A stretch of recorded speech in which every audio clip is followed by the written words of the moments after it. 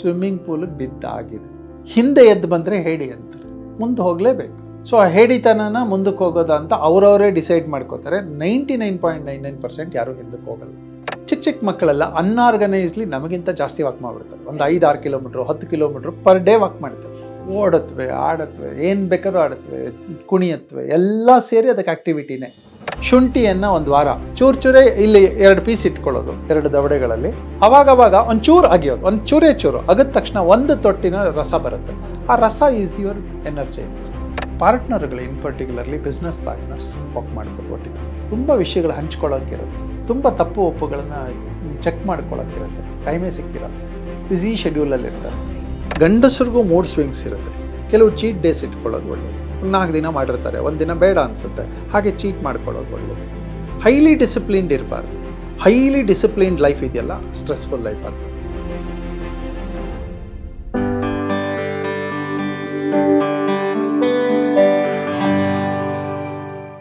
ಕನ್ನಡದ ಅತ್ಯುತ್ತಮ ಆರೋಗ್ಯ ವಾಹಿನಿ GSS ಮಾಧ್ಯಮಕ್ಕೆ ಸ್ವಾಗತ. ನಮಸ್ಕಾರ. Back to health in 48 days. 48 ದಿನಗಳಲ್ಲಿ ಮತ್ತೆ ಆರೋಗ್ಯಕ್ಕೆ ಬರೋದು ಅಂದ್ರೆ ಏನು? ಪೂರ್ತಿ 48 ದಿನಾನು ಕಂಟಿನ್ಯೂಸ್ ಆಗಿ ಏನಾದ್ರು ಟಿಪ್ಸ್ ಇರುತ್ತಾ ಅಂದ್ರೆ ದೇರ್ ಇಸ್ ಅ ಟ್ವಿಸ್ಟ್. ಯಾವುದೇ ಒಂದು ಅಭ್ಯಾಸ 48 ದಿನಗಳ ಕಾಲ ಕನ್ಸಿಸ್ಟೆಂಟ್ ಆಗಿ ಮಾಡಿದ್ವಿ ಅಂತ ಹೇಳಿದ್ರೆ ನಾವ್ ಯಾವ ಉದ್ದೇಶಕ್ಕೆ ಮಾಡ್ತೀವಿ ಅದರಲ್ಲಿ ನಾವು ಸಕ್ಸಸ್ಫುಲ್ ಆಗ್ಬೋದು. ಫಾರ್ ಎಕ್ಸಾಂಪಲ್, ಯಾವುದೋ ಒಂದು ಅಭ್ಯಾಸನ ನೀವು ಇವತ್ತಿಂದ ಇನ್ಕಾರ್ಪೊರೇಟ್ ಮಾಡ್ಕೊಂಡ್ರಿ ಯಾವುದೋ ಸಮಸ್ಯೆಗೆ ಅಂತ ಹೇಳಿದ್ರೆ, ಆ ಒಂದು ಅಭ್ಯಾಸನ 48 ದಿನಗಳ ಕಾಲ ನೀವು ಮಾಡಿದ್ದೆ ಆದ್ರೆ you can win over that, you can overcome ಅನ್ನೋದೇ ಈ ಒಂದು back to health in 48 days series. And of course ನಮ್ ಜೊತೆಗೆ ಅದನ್ನ ತಿಳಿಸ್ಲಿಕ್ಕೆ, ಅದ್ರ ಬಗ್ಗೆ ಒಂದಷ್ಟು ವಿಚಾರಗಳನ್ನ ಹಂಚ್ಕೊಳ್ಳಿಕ್ಕೆ ಯೋಗಾತ್ಮ ಶ್ರೀಹರಿ ಅವರಿದ್ದಾರೆ. ವೈ ಯೋಗಾತ್ಮ ಶ್ರೀಹರಿ ಫಾರ್ ಹೆಲ್ತ್ ಅಂತ ಹೇಳಿದ್ರೆ, ಅವರ ಜೀವನ ಪರ್ಯಂತ ಆಲ್ಮೋಸ್ಟ್ 50ಕ್ಕೂ ಹೆಚ್ಚು ವರ್ಷಗಳ ಕಾಲ ಯೋಗಾಭ್ಯಾಸ ಮಾಡಿದ್ದಾರೆ. ಯೋಗ ಅಂದ್ರೆ ಬರೀ ಆಸನಗಳು ಮಾಡೋದಲ್ಲ, ಅವರು ಪ್ರತಿಯೊಂದು ಆರ್ಗನ್ ದೇಹದೊಳಗೆ ಏನ್ ಕೆಲಸ ಮಾಡುತ್ತೆ, ಏನ್ ಎಡವಟ್ಟುಗಳಾಗ್ಬೋದು, ಅವಾಗ ಯಾಕಾಗತ್ತೆ ಅನ್ನೋದನ್ನ ಸ್ಟಡಿ ಮಾಡಿದ್ದಾರೆ, ಅನಲೈಸ್ ಮಾಡಿದ್ದಾರೆ. ನಾನು ಅವರ ಮನೆ ಲೈಬ್ರರಿ ಆಗ್ಲಿ ಅಥವಾ ಆಫೀಸ್ ಲೈಬ್ರರಿಯಲ್ಲಿ ನೋಡಿದೀನಿ, ಒಂದು ಬಂಡಿ ಪುಸ್ತಕಗಳನ್ನ ಇಟ್ಕೊಂಡಿದ್ದಾರೆ. ಪ್ರತಿಯೊಂದು ಆರ್ಗನ್ ಬಗ್ಗೆನೂ ಒಂದಷ್ಟು ಪುಸ್ತಕಗಳಿದೆ. ಅಷ್ಟನ್ನು ಅವರು ಇಟ್ಕೊಂಡಿಲ್ಲ, ಓದಿದ್ದಾರೆ, ಅರ್ಥ ಮಾಡ್ಕೊಂಡಿದ್ದಾರೆ. ಅವ್ರ ಮೇಲೆ ಅವ್ರು ಅದ್ರಲ್ಲಿ ಏನಿದೆ ಅನ್ನೋದನ್ನ ಎಕ್ಸ್ಪೆರಿಮೆಂಟ್ ಮಾಡಿದ್ದಾರೆ, ಅದ್ರ ರಿಸಲ್ಟ್ ನ ನೋಡಿದ್ದಾರೆ. So tried and tested. ಹಾಗಾಗಿ ಈ 48 ದಿನಗಳ ಸೂತ್ರ ನಮ್ಮ ಆರೋಗ್ಯಕ್ಕಾಗಿ ಅವರಿಂದ ತಿಳ್ಕೊಳ್ಳೋಣ. Let's welcome sir. ನಮಸ್ತೆ. How you? I am fine. Back to health in 48 days 48 ಹೇಳ್ಬಿಟ್ಟೆ. 48 ದಿವಸ ಕನ್ಸಿಸ್ಟೆಂಟ್ ಆಗಿ ಮಾಡಿದ್ರೆ ಅದು ರಿಸಲ್ಟ್ ಸಿಗ್ಬಿಡುತ್ತೆ ಅಥವಾ ಆ ಹಾದಿಗೆ ಹೊರಟೋಗ್ತೀವಿ ಅಂತ. ನಿಮ್ಮ ಎಕ್ಸ್ಪೆರಿಮೆಂಟ್ ಅಲ್ಲಿ ಆ 48 ದಿನದಲ್ಲಿ ನಿಮ್ಗೆ ರಿಸಲ್ಟ್ ಸಿಕ್ಕಿದ್ಯಾ? ಇವತ್ತು 0 ಇದೀವಿ ಅಂತ ಅನ್ಕೋಣ. ಇವತ್ತಿಂದ ಪಾಸಿಟಿವ್ ಆಗ್ತಾ ಹೋದ್ರೆ ನಾಳೆಯಿಂದ ಜಾಸ್ತಿ ಆಗುತ್ತಾ ಕಡಿಮೆ ಆಗ್ತಾ? ಜಾಸ್ತಿನೇ ಆಗ್ಬೇಕು. ಈವನ್ 1% ಆರೋಗ್ಯಕ್ಕೆ ವಾಪಸ್ ಬಂದ್ರು ಇಟ್ಸ್ ಅ ಗುಡ್ ಸೈನ್ ಅಲ್ವಾ? ಸುಮ್ನೆ ಒಂದು ಚಟ್ಪಟ್ಟಾಗಿ ಒಂದ್ 2-3 ಪ್ರಾಕ್ಟೀಸಸ್ ನೀವು ಈ ತರ ಕನ್ಸಿಸ್ಟೆಂಟ್ ಆಗಿ ಮಾಡಿದ್ದು ಯಾವ್ದು ಅಂತ ಹೇಳ್ತೀರಾ? ಎಲ್ಲವೂ ಕನ್ಸಿಸ್ಟೆನ್ಸಿನೇ. ಆಹಾರ ಸರಿ ಮಾಡ್ಕೊಂಡಿದ್ದೀನಿ, ಕನ್ಸಿಸ್ಟೆನ್ಸಿ ಇದೆ. ವಾಕಿಂಗ್ ಮಾಡಿದ್ದೀನಿ, ಯೋಗಾಭ್ಯಾಸ ಮಾಡಿದ್ದೀನಿ, ಪ್ರಾಣಾಯಾಮ ಮಾಡಿದ್ದೀನಿ, ಸೂರ್ಯನ ಬಿಸಿಲು ಎದುರುಗಡೆ ಕೂತಿದ್ದೀನಿ, ಒಳ್ಳೆ ಥಾಟ್ಸ್ಗಳಿಗೆ ಮೆಡಿಟೇಟ್ ಮಾಡಿದ್ದೀನಿ. ಎಲ್ಲವೂ ಕೂಡ ಕನ್ಸಿಸ್ಟೆನ್ಸಿನೇ. ಇದನ್ನ ಕಂಟಿನ್ಯೂಸ್ ಆಗಿ 48 ದಿನ ಮಾಡಿದ್ರೆ ಅಭ್ಯಾಸ ಆಗುತ್ತೆ, ರೂಢಿ ಆಗುತ್ತೆ.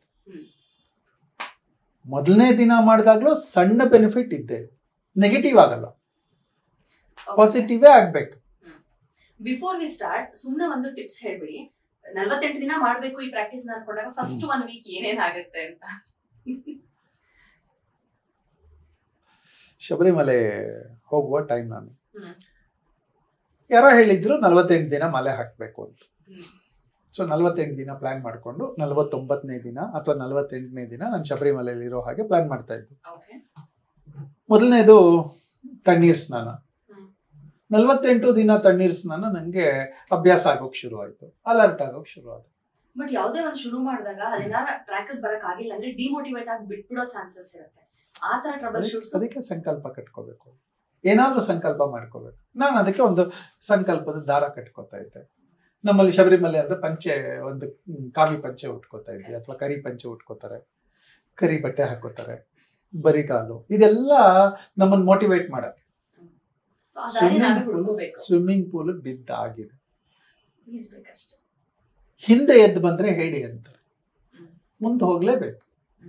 ಸೊ ಆ ಹೇಡಿತನನ ಮುಂದಕ್ಕೆ ಹೋಗೋದು ಅಂತ ಅವರವರೇ ಡಿಸೈಡ್ ಮಾಡ್ಕೋತಾರೆ. 99.99% ಯಾರು ಹಿಂದಕ್ಕೆ ಹೋಗಲ್ಲ, ಡಿಮೋಟಿವೇಟ್ ಆಗತ್ತೆ, ಆದ್ರೂ ಗೆದ್ದು ಬರ್ತಾರೆ. ಅಷ್ಟು ಬೇಸಿಕ್ ಎಲ್ಲರಿಗೂ ಇದೆ.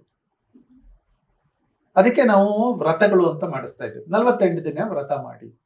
48 ದಿನ ಯಾಕೆ ಅಂತ ನಾನು 48ನೇ ದಿನ ಹೇಳ್ತೀನಿ. ಆದ್ರೆ 48 ದಿನಗಳಲ್ಲಿ ರೂಢಿ ಆಗುತ್ತೆ. ಆ ರೂಢಿ ಆಗ್ತಾ ಆಗ್ತಾ 49ನೇ ದಿನ ಮಾಡ್ಬೇಕು ಅಂತಾನೆ ಅನ್ಸುತ್ತೆ. ಈ ರೂಢಿ ಬರೀ 48 ದಿನಗಳಿಗಲ್ಲ, 48 ದಿನ ರೂಢಿ ಆಗ್ಲಿಕ್ಕೆ, ಅದಾದ್ಮೇಲೆ for life. Wonderful. Before we start ಅಂದ್ರೆ 48 ಡೇಸ್ ಏನ್ ಹೇಳ್ತಾ ಇದೀವಿ ಬ್ಯಾಕ್ ಟು ಹೆಲ್ತ್ ಅಂತ, ಅದ್ರಲ್ಲಿ ಫಸ್ಟ್ ಯಾವ ವಿಚಾರದ ಬಗ್ಗೆ ನೀವು ತಿಳಿಸ್ಕೊಡ್ತೀರಾ ಅಥವಾ ಯಾವ ಪ್ರಾಕ್ಟೀಸ್ ಬಗ್ಗೆ ಹೇಳ್ತೀರಾ? ನಮ್ಮ ಕೈ ಕಾಲುಗಳಲ್ಲಿ ಆಕ್ಚುಲಿ ತುಂಬಾ ಶಕ್ತಿ ಇರೋದೇನು ಅಂದ್ರೆ ಕೈ ಮತ್ತೆ ಕಾಲ. ಶಕ್ತಿ ಕುಗ್ಗೋಗೋದೆಲ್ಲಿ ಅಂದ್ರೆ ಕೈಗಳ ಕಾಲಗಳಲ್ಲಿ. ಈ ಎರಡು ಆಕ್ಟಿವ್ ಆಗಿದ್ರೆ ಮಾತ್ರ ದೇಹ ಆಕ್ಟಿವ್ ಆಗಿರುತ್ತೆ. ಕಾಲ ಆಕ್ಟಿವ್ ಆಗಿದ್ರೆ ಬ್ರೈನ್ ಆಕ್ಟಿವ್ ಆಗಿರುತ್ತೆ. ಕಾಲ ಆಕ್ಟಿವ್ ಇಲ್ಲ, ಓಡಾಡಿಲ್ಲ, ಬ್ರೈನ್ ಮುದ್ದೆ ಆಗ್ಬಿಡುತ್ತೆ. ಸೊ ಕಾಲಿರೋದೇ ಅದಕ್ಕೆ. ಸೊ ಹಾಗಾಗಿ ಕಾಲಿಂದ ಶುರು ಮಾಡೋದು. ವಾಕ್, ರನ್, ಜಾಗ್ ಏನ್ ಬೇಕಾದ್ರೂ ಮಾಡ್ಬೋದು, ಸೈಕ್ಲಿಂಗ್ ಮಾಡ್ಬೋದು. ಆದ್ರೆ ಈಸಿಯೆಸ್ಟ್ ಅಂದ್ರೆ ಈಗ ಅನ್ಕೊಂಡ್ರೆ ನಾಳೆ ಬೆಳಿಗ್ಗೆಗೆ ಸಂಕಲ್ಪ ತೊಟ್ಕೊಂಡ್ರೆ ಮಾಡ್ಬಿಡ್ಬೋದು, ಖರ್ಚಿಲ್ಲ, ಸಮಯ ಮತ್ತೆ ಒಂದು ಅಲಾರಂ ಅಷ್ಟೇ ತಾನೆ. 6 ಗಂಟೆಗೆ ಎದ್ರು ಮಾಡ್ಬೋದು, 7ಕ್ಕೆ ಎದ್ರು ಮಾಡ್ಬೋದು, 8ಕ್ಕೆ ಎದ್ರು ಮಾಡ್ಬೋದು, 10 ಗಂಟೆಗೆ ಎದ್ರು ಮಾಡ್ಬೋದು, 12 ಗಂಟೆಗೆ ಎದ್ರು ಮಾಡ್ಬೋದು. ಹೌದಾ? ಈಸಿಯೆಸ್ಟ್, ಚೀಪೆಸ್ಟ್ ಮಾಡಿ ಇಷ್ಟೇ. ಓಕೆ, ಈಗ ವಾಕ್ ಯಾರು ಮಾಡ್ಬೋದು, ಯಾರು ಮಾಡಬಾರ್ದು? ಕಾಲಿಲ್ದೇ ಇರೋರು ಮಾಡಬಾರ್ದು. ಓಕೆ, ಕಾಲಿರುವವರು ಎಲ್ಲರೂ ಮಾಡ್ಬೋದು. ಈ ಕಾಲಿಲ್ದೇ ಇರೋರು ಆರ್ಟಿಫಿಷಿಯಲ್ ಕಾಲ್ ಹಾಕೊಂಡು ಮಾಡ್ತಾರೆ. ಕಾಲಿರುವವರು ಪರ್ಟಿಕ್ಯುಲರ್ಲಿ 5ನೇ ವರ್ಷದ ಮಗು ಆರ್ಗನೈಸ್ಡ್ ವಾಕಿಂಗ್ ಅಂತ ಹೇಳ್ತೀವಿ, ಅನ್ಆರ್ಗನೈಸ್ಡ್ ವಾಕಿಂಗ್ ಅನ್ನೋಣ. ಚಿಕ್ಕ ಚಿಕ್ಕ ಮಕ್ಕಳೆಲ್ಲ ಅನ್ಆರ್ಗನೈಸ್ಲಿ ನಮಗಿಂತ ಜಾಸ್ತಿ ವಾಕ್ ಮಾಡ್ಬಿಡ್ತಾರೆ. ಒಂದು 5-6 kilometre 10 kilometre per day walk ಮಾಡ್ತಾರೆ. ಓಡತ್ವೆ, ಆಡತ್ವೆ, ಏನ್ ಬೇಕಾದ್ರೂ ಆಡತ್ವೆ, ಕುಣಿಯತ್ವೆ, ಎಲ್ಲ ಸೇರಿ ಅದಕ್ಕೆ ಆಕ್ಟಿವಿಟಿನೇ. ಸೊ ಸ್ಕೂಲಿಗೆ ಸೇರ್ತಾ ಬುಕ್ಸ್ ಓದ್ಕೊಂಡು ಹೋಗೋಕೆ ಶುರು ಮಾಡುತ್ತೆ, ಪೆದ್ದಾಗಿರುತ್ತೆ. ಯಾಕೆ? ಅದು ಆರ್ಗನೈಸ್ ಆಗ್ಲಿಕ್ಕೆ ಶುರು ಆಗ್ಬಿಡುತ್ತೆ. ಎಲ್ಲಿವರೆಗೆ ಅನ್ಆರ್ಗನೈಸ್ಡ್ ಇತ್ತು ಮಗು, ಅಲ್ಲಿವರೆಗೆ ಆಕ್ಟಿವ್ ಮಗು. ನಾವು ಮಗುವನ್ನ ನಾವು ಆರ್ಗನೈಸ್ ಮಾಡ್ಲಿಕ್ಕೆ ಹೊರಡ್ತಾ ಇದ್ದೀವಿ, ಕಲ್ಚರ್ ಮಾಡ್ಲಿಕ್ಕೆ ಹೊರಡ್ತಾ ಇದ್ದೀವಿ. ಹೊರಡ್ತಾ ಮಗುವನ್ನ ಲೇಸಿ ಮಾಡ್ಲಿಕ್ಕೆ ಹೊರಡ್ತಾ ಇದ್ದೀವಿ. ಆಟ ಆಡಕ್ ಬಿಡಲ್ಲ, ಪುಸ್ತಕ ಓದು, ಕಣ್ಣು, ಇಷ್ಟೇ ಆಕ್ಟಿವಿಟಿ ಹಿಂಗೇ ಇರುತ್ತೆ. ಸೊ ಅದರಲ್ಲಿ ಮಗು ಒಂಥರ ಲೇಸಿ ಆಗ್ಬಿಡುತ್ತೆ, ಬ್ರೈನ್ ಅಲರ್ಟ್ ಇರಲ್ಲ. ಸೊ ಬ್ರೈನ್ ಅಲರ್ಟ್ ಆಗ್ಬೇಕು, ಬಾಡಿಯ ಪ್ರತಿಯೊಂದು ಅಲರ್ಟ್ ಆಗ್ಬೇಕು ಅಂದ್ರೆ ವಾಕಿಂಗ್. 5ನೇ ವರ್ಷದ ಮಗುವಿಂದ ಹಿಡಿದು 1 ಗಂಟೆಯಲ್ಲಿ ಸಾಯ್ತಾರೆ ಅಂದ್ರೆ 80 ವರ್ಷ 90 ವರ್ಷ ಅವರು ಕೂಡ ಮಾಡಬಹುದು, ಮಾಡಬೇಕು. ಯಾರು ಮಾಡಬಾರ್ದು ಅಂದ್ರೆ ಜ್ವರ ಬಂದಿರೋರು ಮಾಡಬಾರ್ದು, ಕ್ಯಾನ್ಸರು, ಕಿಮೋಥೆರಪಿ ಯಾರು ತಗೋತಾ ಇದ್ರೆ ಮಾಡಬಾರ್ದು, ತುಂಬಾ ಲೋ ಶುಗರ್ ಇದ್ರೆ ಕೇರ್ ತಗೊಂಡು ಮಾಡ್ಬೇಕು, ತುಂಬಾ ಲೋ BP ಇದ್ರೆ ಕೇರ್ ತಗೊಂಡು ಮಾಡ್ಬೇಕು.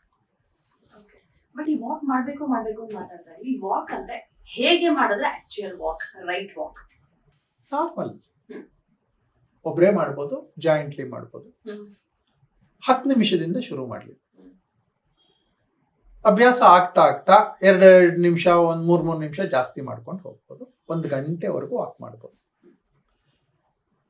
ವೆರಿ ಬ್ರಿಸ್ಕ್ ವಾಕಿಂಗ್ ಇದೆ, ಮೀಡಿಯಂ ವಾಕಿಂಗ್ ಇದೆ, ಸ್ಲೋ ವಾಕಿಂಗ್ ಇದೆ. ನನ್ನಂತವನು ವಯಸ್ಸಾಗೋಯ್ತು, ಸ್ಲೋ ವಾಕಿಂಗ್ ಮಾಡ್ತೀನಿ. ಯಾಕೆಂದ್ರೆ ನನಗೆ ಆ ವಾಕಿಂಗ್ಗೆ ಖುಷಿ ಕೊಡ್ಬೇಕು, ಟೆನ್ಷನ್ ಕೊಡಬಾರ್ದು. ಮತ್ತೆ ಫಾಸ್ಟ್ ಆಗಿ ವಾಕ್ ಮಾಡಿಬಿಟ್ಟು ವಾಚ್ ನೋಡ್ಕೊಂಡು ನಾನು ಇಷ್ಟು ಬೇಗ ವಾಕ್ ಮಾಡಿಬಿಟ್ಟೆ, ಯಾರಿಗೂ ನಾನು ಪ್ರೂವ್ ಮಾಡೋ ಅವಶ್ಯಕತೆ ಇಲ್ಲ. ಎಲ್ರೂ ಅಷ್ಟೇ, ಯಾರನ್ನೂ ಪ್ರೂವ್ ಮಾಡೋ ಅವಶ್ಯಕತೆ ಇಲ್ಲ. You have to do moderate walking ಅಥವಾ slow walking.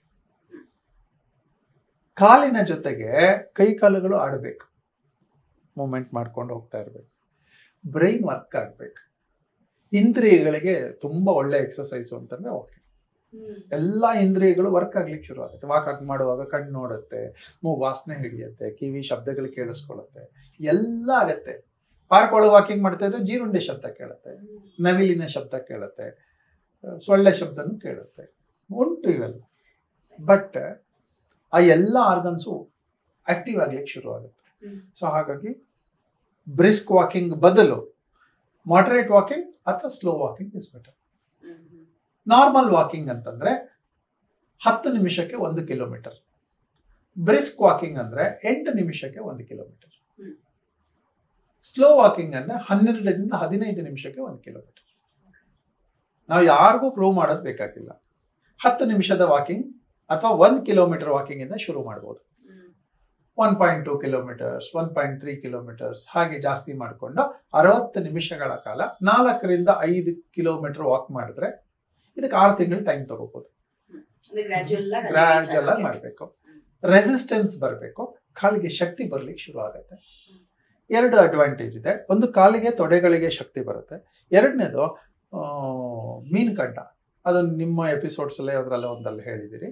ಮೀನ್ಕಂಡ is the second heart ಅಂತ. ಪಂಪ್ ಮಾಡ್ಲಿಕ್ಕೆ ಇವಾಗ ಇಲ್ಲಿ ಕೂತ್ಕೊಂಡಿದ್ದೀನಿ, ನನಗೆ ಪಂಪ್ ಮಾಡೋದು ಇಲ್ಲಿಂದ ಮೇಲಕ್ಕೆ ಆಗ್ತಾ ಇದೆ. ಕಾಲಿಂದ ಕೆಳಗಿನಿಂದ ಮೇಲೆ ಪಂಪ್ ಆಗೋದು ಯಾವಾಗ? ನಡೆದಾಗ ಮಾತ್ರ. ಅದು ಪಂಪ್ ಆದಾಗ ನಡೀತಾ ನಡೀತಾ ನಡೀತಾ ಪಂಪ್ ಮಾಡ್ತಾ ಇರುತ್ತೆ ಬ್ಲಡ್ ಅನ್ನ. ಸೊ ಎಂಟೈರ್ ಬಾಡಿ ಪಂಪ್ ಆಗುತ್ತೆ. ಸೊ ಹಾಗಾಗಿ ವಾಕಿಂಗ್ ಈಸ್ ಆಲ್ವೇಸ್ ಗುಡ್.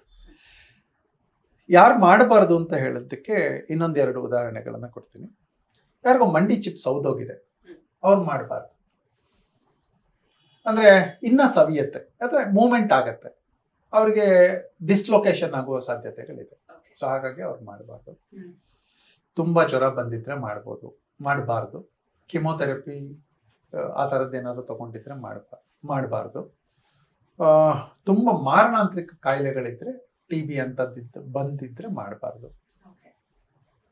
ಈಗ ಟೈಫಾಯ್ಡ್ ಬಂದಿದೆ ಅಥವಾ ಯಾವುದೋ ಜ್ವರ ಬಂದಿದೆ, ಒಂದು 2-3 ದಿನಗಳ ನಂತರ ಮತ್ತೆ ಸ್ಲೋ ಆಗಿ ಶುರು ಮಾಡಬೇಕು. ಟೈಫಾಯ್ಡ್ಗೆ ಅಥವಾ ಯಾವುದೋ ಜ್ವರಕ್ಕೆ ಮುಂಚೆ, ವೈರಲ್ ಫೀವರ್ಗೆ ಮುಂಚೆ 4-5 ಕಿಲೋಮೀಟರ್ ವಾಕ್ ಮಾಡ್ತಾ ಇರ್ತಾರೆ, ಒಂದು ವಾರ ರೆಸ್ಟ್ ತಗೊಂಡ್ಬಿಡ್ತಾರೆ, ಮತ್ತೆ 5 ಕಿಲೋಮೀಟರ್ ಇಂದ ಶುರು ಮಾಡಬಾರ್ದು. ಮತ್ತೆ 2 ಕಿಲೋಮೀಟರ್, 1 ಕಿಲೋಮೀಟರ್ ಇಂದ ಶುರು ಮಾಡ್ಬೇಕು. ಹೀಗೆ ಮತ್ತೆ ರೈಸ್ ಮಾಡ್ಕೊಂಡು ಹೋಗ್ಬೇಕು. ತುಂಬಾ ತಿಂದುಬಿಟ್ಟು ಮಾಡಬಾರ್ದು, ತುಂಬಾ ನೀರು ಕುಡಿದ್ಬಿಟ್ಟು ಮಾಡಬಾರ್ದು. ಸೊ ಬೇಸಿಕ್ ಕೇರ್ಸ್ ಇವೆಲ್ಲ ತಗೋಬೇಕು ಅಂತಂದ್ರೆ, ವಾಕಿಂಗ್ ಮಾಡೋಕ್ಕೆ ಮುಂಚೆ ಬಹುಶಃ ಒಂದು 1 glass of water, warm water, lemon ಮತ್ತೆ ಹನಿ 2 ತಗೋಬಹುದು. ಲೋ ಶುಗರ್ ಇರೋರು ಹನಿ ತಗೊಂಡು ವಾಕ್ ಮಾಡೋದು ಒಳ್ಳೇದು. ಲೋ ಶುಗರ್ ಇದ್ರೆ ಜೇಬಲ್ಲಿ 1-2 ಟ್ಯಾಬ್ಲೆಟ್ ಇಟ್ಕೊಂಡಿರ್ಬೇಕು, ಅಥವಾ ಚಾಕ್ಲೇಟ್ಸ್ ಯಾವ್ದಾದ್ರು ಶುಗರ್ ಇನ್ಕ್ರೀಸಿಂಗ್ ಯಾವ್ದಾದ್ರು ಇಟ್ಕೊಂಡಿರ್ಬೋದು. ಡ್ರೈ ಫ್ರೂಟ್ಸ್ ಇಟ್ಕೋಬಹುದು, ಒಣ ದ್ರಾಕ್ಷಿ ಇಟ್ಕೋಬಹುದು, ಖರ್ಜೂರ ಇಟ್ಕೋಬಹುದು, ಅಂಜೂರ ಇಟ್ಕೋಬಹುದು, ಒಂದು ಪ್ಯಾಕ್ ಮಾಡಿ ಇಟ್ಕೋಬಹುದು. ಸೊ ಸೇಫ್, ಅವ್ರು ಯಾವಾಗಲೂ ಕೂಡ ಸೇಫ್ ಆಗಿರ್ಬೇಕು. ಲೋ BP ಇರೋರು ಕೂಡ ಅವರು ಒಂದಷ್ಟು ಏನಾದ್ರೂ ಒಂದು ಖಾರದ್ದು ಆ ಥರದ್ದು ಇಟ್ಕೊಂಡು ಹೋದ್ರೆ ಒಳ್ಳೇದು. ಲೋ BP ಇರೋರು ಒಂದು ಸ್ವಲ್ಪ ಉಪ್ಪು ಇಟ್ಕೊಂಡು ಹೋದ್ರು ಒಳ್ಳೇದು. So basic CARES for walking. Extra care ಅಂತ ಒಂದಷ್ಟು ಕ್ಯಾಟಗರಿ ಹೇಳಿದ್ವಿ. ಎಕ್ಸ್ಟ್ರಾ ಕೇರ್ ಅಂದ್ರೆ ಬೆಳಿಗ್ಗೆ 5 ಗಂಟೆಗೆ ವಾಕಿಂಗ್ ಮಾಡ್ತಾ ಇದ್ದಾರೆ, ಅಥವಾ ಅಭ್ಯಾಸ ಆಗೋಗ್ತಾ ಇದೆ, ಅಥವಾ ಅಭ್ಯಾಸ ಮಾಡ್ಕೊಳಕ್ ಹೊರಟಿದೀವಿ, 6 ಗಂಟೆ ನಂತರ ಮನೆ ಕೆಲಸ ಮುಗಿಸ್ಕೊಂಡು 7ಕ್ಕೆ ಆಫೀಸಿಗೆ ಹೊರಡಬೇಕು ಅಂತಿರೋರೆಲ್ಲ 5 ಗಂಟೆಗೆ ಹೊರಡಬೇಕಾದ್ರೆ ಒಂದು ಕೋಲ್ ಇಟ್ಕೊಂಡು ಹೊರಡಿ. ನಾಯಿಗಳ ಕಾಟ ಜಾಸ್ತಿ, ಹಾಗಾಗಿ ಕೋಲ್ ಹಿಡ್ಕೊಂಡು ಸೇಫ್ಟಿ. ಅದು ಕೋಲ್ ಇದ್ದಾಗ ನಾಯಿ ಹತ್ರ ಬರಲ್ಲ. ನಾಯಿಗಳು ಇವೆಲ್ಲ ಕೆಲವೆಲ್ಲ ಏನಾಗುತ್ತೆ ಅಂದ್ರೆ ಅರ್ಲಿ ಮಾರ್ನಿಂಗ್ 4-5 ಗಂಟೆ ಟೈಮಲ್ಲಿ ದಂಡಿಯಾಗಿ ಮಲಗಿರುತ್ತೆ. ಅಂದ್ರೆ ಒಂದು 8-10 ನಾಯಿಗಳು ಮಲಗಿರುತ್ತೆ. ಅವು ಡಿಸ್ಟರ್ಬ್ ಆದ ತಕ್ಷಣ ಒಟ್ಟಿಗೆ ಅಟ್ಯಾಕ್ ಮಾಡುತ್ತೆ. ಕೋಲ್ ಇಲ್ಲದೆ ಇದ್ರೆ ಎದುರಿಸೋಕ್ ಕಷ್ಟ, ಕೋಲ್ ಇದ್ರೆ ಸಾಕು ಅವು ಹತ್ರ ಬರಲ್ಲ. ಸೊ ಆ ಕೇರು. ಎರಡನೇದು cotton pants and light thin T shirts, ಅದನ್ನ ಹಾಕೊಂಡು ಹೋದಾಗ ಬ್ರೀತೆಬಿಲಿಟಿ ಅಂತ ಹೇಳ್ತೀವಿ. ಕಾಟನ್ ಒಳಗಡೆ ಬ್ರೀತೆಬಲ್ ಇರಬೇಕು. ಸ್ಟ್ರೆಚ್ ಹಾಕೊಂಡ್ಬಿಡ್ತೀವಿ, ಮತ್ತೆ ತುಂಬಾ ಈ ಪಾಲಿ ಕನೆಕ್ಟೆಡ್ ಎಲ್ಲ ಹಾಕೋತೀವಲ್ಲ, ಅದರಲ್ಲಿ ಬ್ರೀತಿಂಗ್ಸ್ ಇರಲ್ಲ. ಆ ಸ್ವೆಟ್ ಅನ್ನ ಅಬ್ಸಾರ್ಬ್ ಮಾಡಬೇಕು. ಇವೆಲ್ಲ ಸ್ವೆಟ್ ಅನ್ನ ರಿಪೆಲ್ ಮಾಡುತ್ತೆ. ರಿಪೆಲ್ ಅಂದ್ರೆ ಮತ್ತೆ ಅಲ್ಲಿಗೆ ಚರ್ಮಕ್ಕೆ ತಳ್ಳುತ್ತೆ, ಚರ್ಮ ಇನ್ಫೆಕ್ಟ್ ಆಗ್ಲಿಕ್ಕೆ ಶುರು ಆಗುತ್ತೆ. ಶೂ ಹಾಕೊಂಡೇ ಮಾಡಬೇಕು. ಮಣ್ಣು ಅಥವಾ ಹುಲ್ಲು, ಆ 2 ಜಾಗಗಳಲ್ಲಿ ಬರಿಗಾಲಲ್ಲಿ ಮಾಡ್ಬೋದು. ರಸ್ತೆಗಳಲ್ಲಿ ಮತ್ತೆ ಕೊಳೆ ಇರುವ ಜಾಗದಲ್ಲಿ ಕಾಲು ಬರಿಗಾಲಲ್ಲಿ ಮಾಡಬಾರ್ದು. ಶೂ ಇದ್ರೆ ಅದಕ್ಕೆ ಒಂದು ಥಿನ್ ಸಾಕ್ಸ್, ಬ್ರೀತಬಲ್ ಸಾಕ್ಸ್ ಅಂತಾನೆ ಬರುತ್ತೆ, ಅದನ್ನ ಹಾಕೊಂಡು ಮಾಡಬೇಕು. ಸಾಧ್ಯ ಆದ್ರೆ ಸಾಕ್ಸ್ ಡೈಲಿ ಒಗಿಬೇಕು. 2ನೇ ದಿನ 3ನೇ ದಿನ ಹಾಕೊಂಡ ತಕ್ಷಣನೇ ಆ ಕಾಲು ಇದಾಗ್ಲಿಕ್ಕೆ ಶುರು ಆಗುತ್ತೆ, ವಾಸನೆ ಬರ್ಲಿಕ್ಕೆ ಶುರು ಆಗುತ್ತೆ, ಫಂಗಸ್ ಬರ್ಲಿಕ್ಕೆ ಶುರು ಆಗುತ್ತೆ. ಸೊ ಹಾಗಾಗಿ ಸಣ್ಣ ಪುಟ್ಟ ಕೇರ್ಸ್. ಶೂ ಅನ್ನು ಒಂದು ವಾರಕ್ಕೊಂದ್ಸಲ ಹೋಗಿದ್ರೆ ಒಳ್ಳೇದು. ಮತ್ತೆ ಯಾರೋ ಒಂಟಿ ಹೋಗ್ತಾ ಇದ್ದಾರೆ ಅಂತಂದಾಗ ಫೋನ್ ಹಿಡ್ಕೊಂಡು ಹೋಗೋದು ಒಳ್ಳೇದು. ಫೋನ್ ಜೊತೆಲಿ ಇರ್ಬೇಕು. ಅದರ ಜೊತೆ ಒಂದು ವಿಸಿಟಿಂಗ್ ಕಾರ್ಡ್ ಇರ್ಬೇಕು ತನ್ನದು. ಅದರ ಜೊತೆಗೆ ಅದರ ಹಿಂದೆ ಫ್ಯಾಮಿಲಿ ಮೆಂಬರ್ ಹೆಸರು, ಅವರ ಫೋನ್ ನಂಬರ್ ಬರ್ದಿರ್ಬೇಕು. ಈಗ heart attacks are very very very common. ಆಗ್ತಾ ಇದೆ, ಮೊದಲು ಆಗ್ತಾ ಇತ್ತು ಅನ್ನೋ ಗೊತ್ತಾಗ್ತಾ ಇರಲಿಲ್ಲ, ಈಗ ಗೊತ್ತಾಗ್ತಾ ಇದೆ. ನಡ್ಕೊಂಡು ಹೋಗ್ತಾ ಇದ್ರು, ಹಾರ್ಟ್ ಅಟ್ಯಾಕ್ ಆಯ್ತು. ನಡ್ಕೊಂಡು ಹೋಗ್ತಾ ಇದ್ರು, ಶುಗರ್ ಲೋ ಆಗಿ ಕುಸ್ತೋದ್ರು. ಇವ್ರು ಯಾರು ಅಂತ ಕಂಡಿಡಿದ್ರು, ಯಾರಿಗೆ ಹೇಳಬೇಕು? ಸೊ ಹಾಗಾಗಿ ಈ ಕೇರ್ ಇಟ್ಕೋಬೇಕು. ಸಣ್ಣ ಪುಟ್ಟ ಕೇರ್ಸ್ ಆದ್ರೆ ಓಕೆ.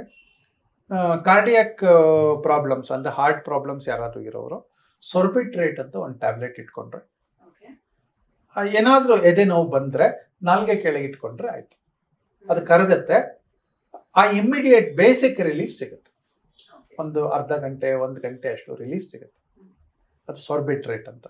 ಆಲ್ಟರ್ನೇಟಿವ್ಲಿ ಒಂದು ಭಾವನಾ ಶುಂಠಿ ಅಂತ ಬರುತ್ತೆ, ಅಥವಾ ಶುಂಠಿ ಇಟ್ಕೊಂಡು ಹೋಗ್ಬೋದು. ಅದೇ ಕೆಲಸ ಮಾಡುತ್ತೆ.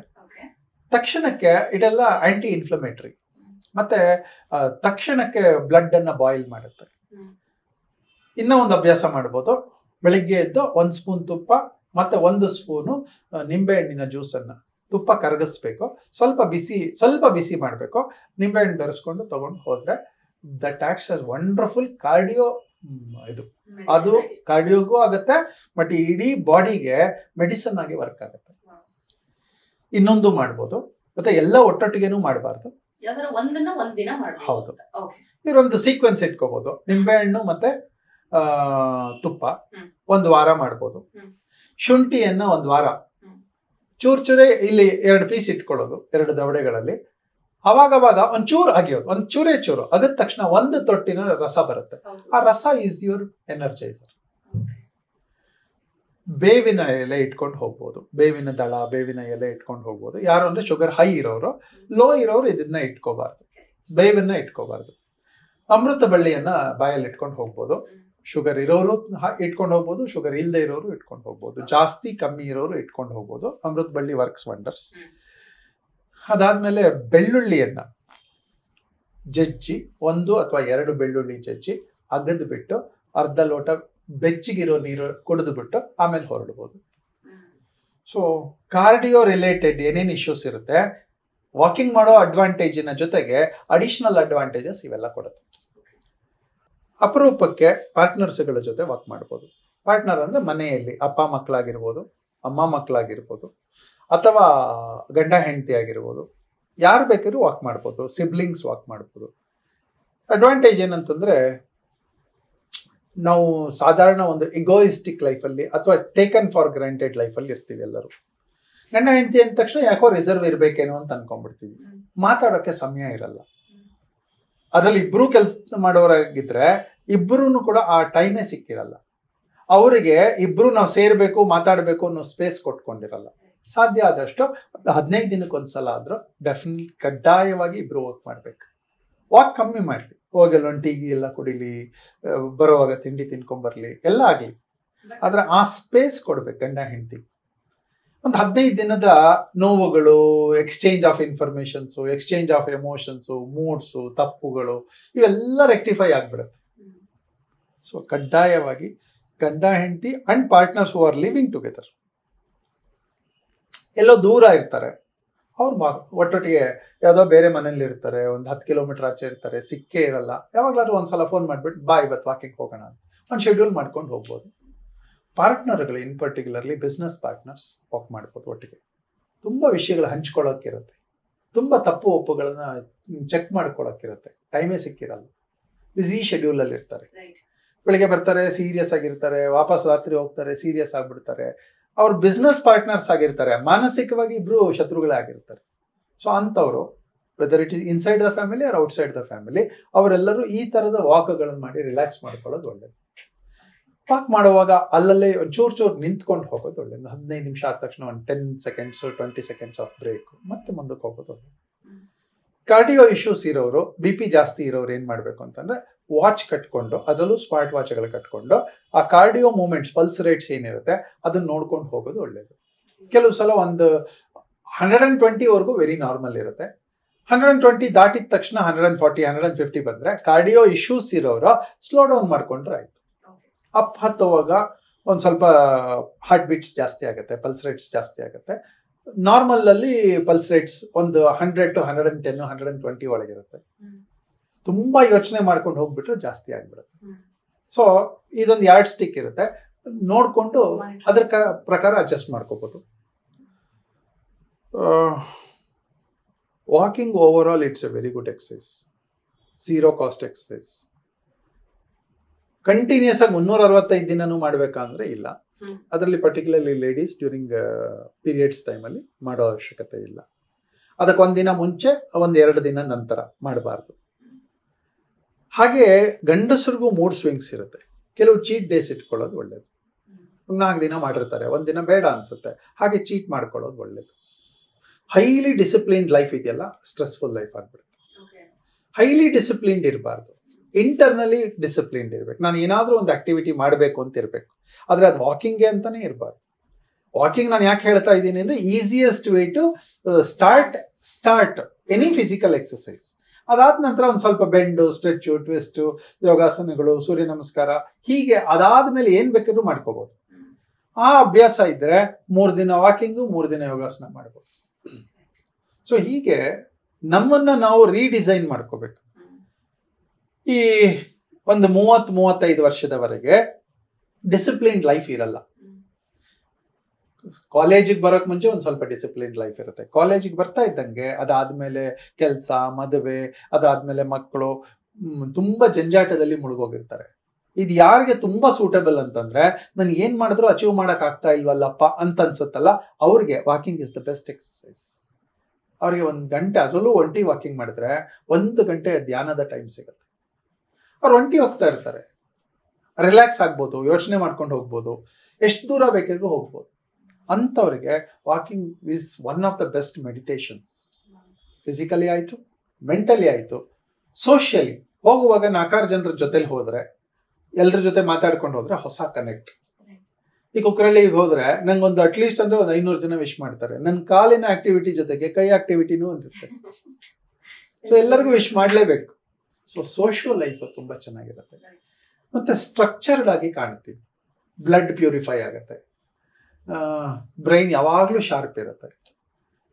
ಬ್ರೈನ್ ಶಾರ್ಪ್ ಇದ್ರೆ ಯಾವ್ದು ಫೇಲ್ಯೂರ್ಸ್ ಅಂತ ನಮ್ಗೆ ಅರ್ಥ ಆಗ್ಬಿಡುತ್ತೆ. ಇಂಥ ವಿಷಯದಲ್ಲಿ ನಾನು ಫೇಲ್ಯೂರ್ ಆಗಿದ್ದೀನಿ, ಇಂಥ ವಿಷಯದಲ್ಲಿ ಸಕ್ಸಸ್ ಆಗ್ತಾ ಇದ್ದೀನಿ, ಆ ಕಂಟಿನ್ಯೂಟಿ ಸಿಕ್ಬಿಡುತ್ತೆ.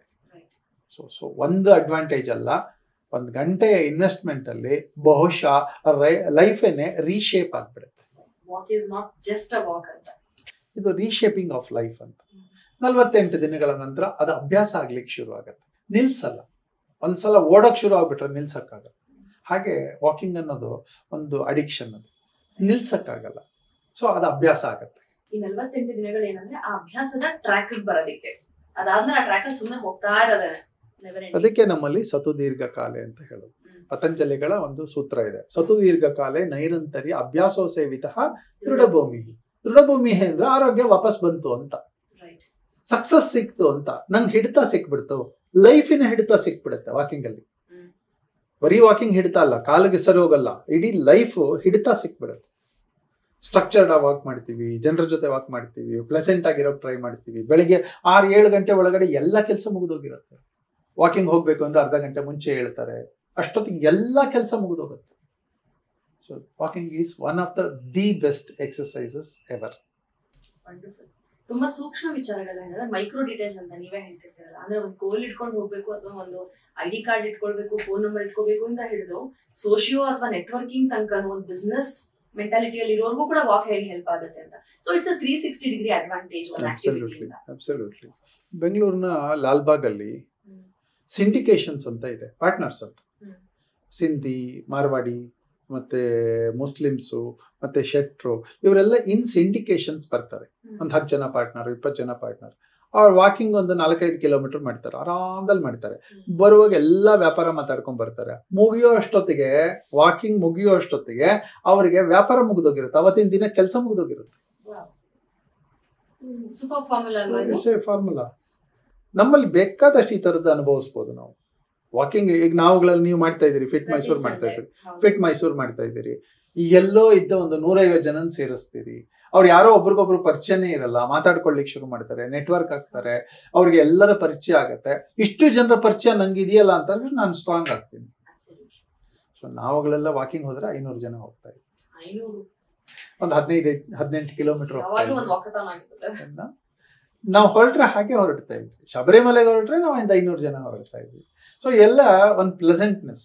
So let's get back to that glory ಅಂತ ಇವಾಗ ಫಿಟ್ ಮೈಸೂರು ನಾವು ಮಾಡ್ತಾ ಇದೀವಿ. ನೋಡೋಣ, ಮೈಸೂರಿಗೆಲ್ಲ ಒಟ್ಟಿಗೆ ಬಂದ್ರೆ ನಾವು ಹಾಗೆ ಪ್ರತಿ ಸಂಡೇನೋ ತಿಂಗಳಿಗೊಂದು ಸಂಡೇನೋ 500 ಜನ ನಡ್ಕೊಂಡು ಹೋಗೋ ಹಾಗೆ.